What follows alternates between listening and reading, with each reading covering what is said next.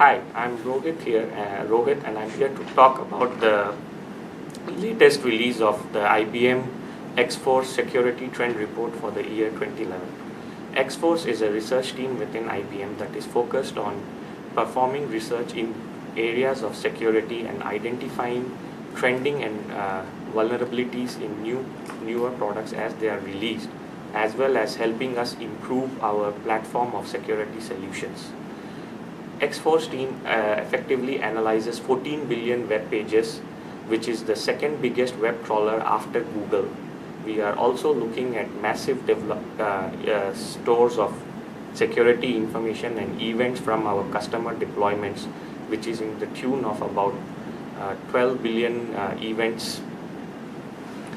With all this information, what we are able to effectively do is look at the trends in security on what has happened in the last year and use this information to understand what are the steps that we need to proactively take and to be able to predict what are the expected trends going forward in the future. Let us now look at some of the key trends that were identified during the last year. One of the significant trends that we observed is SQL injection is still one of the biggest vector of attacks for applications and IT enterprises. There is still a strong focus in adopting SQL injection based attacks, and this growing trend is also partly helped because of the fact that SQL injection attacks are now fully automated, thus making it extremely easy for anybody to perform a SQL injection attack. A closely associated trend with this is effectively the shell code injection attack, where what we are looking at is instead of just looking to exploit information from databases, we are now actually looking to take control of the web server or the database server to launch further attacks into the IT enterprise. Another significant trend that has been observed is associated with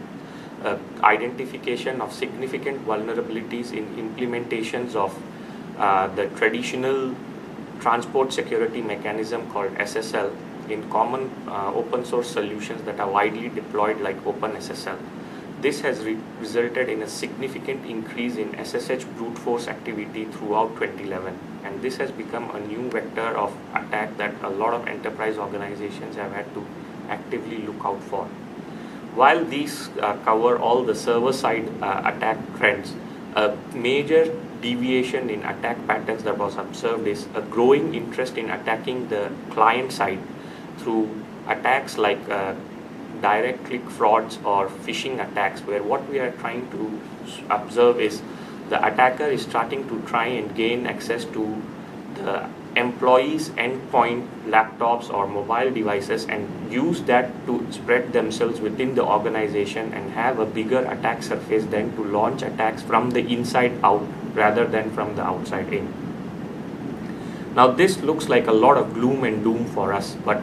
in all honesty, 2011 has also showed that there has been a significant improvement in the security posture from vendors who are providing security solutions or developing software in general. This has been observed by the fact that there has been a drop to 41% in terms of the number of vulnerable web applications from 2010, where the number of vulnerable web applications was 49%. Now this drop between 41% and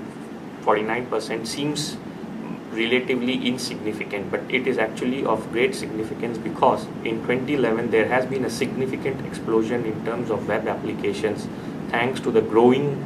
adoption of HTML5 and HTML5 driven web applications for mobile platforms.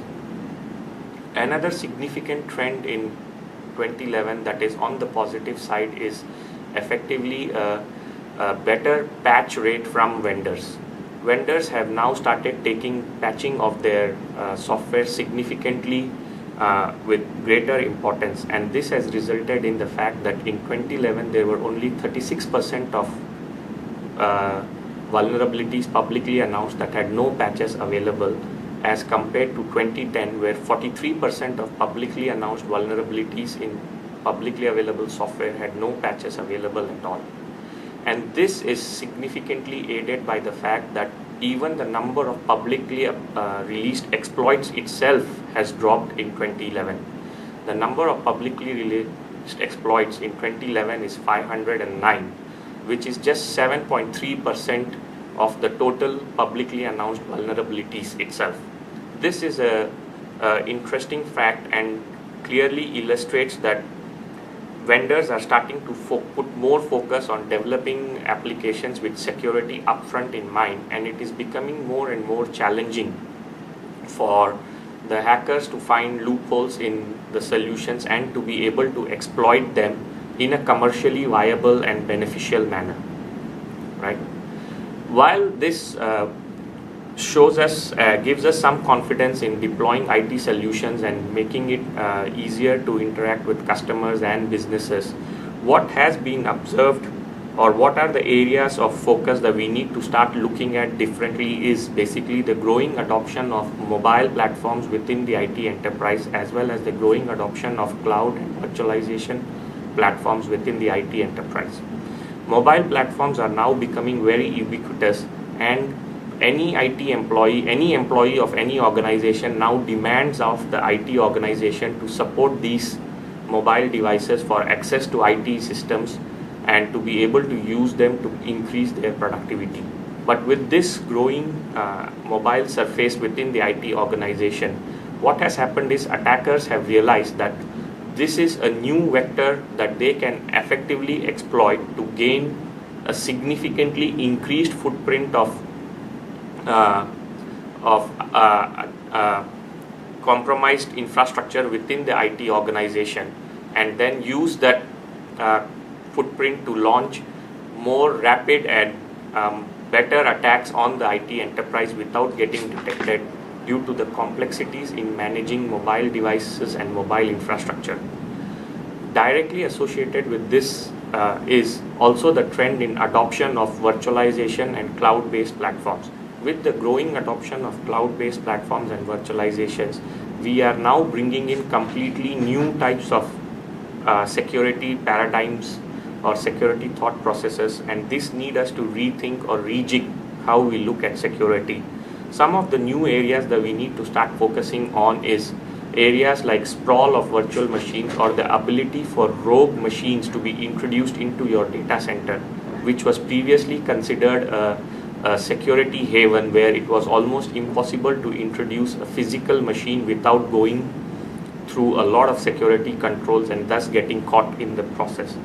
With the introduction of virtualization, another key concern is what happens if your hypervisor is compromised, or what happens if virtual machines are able to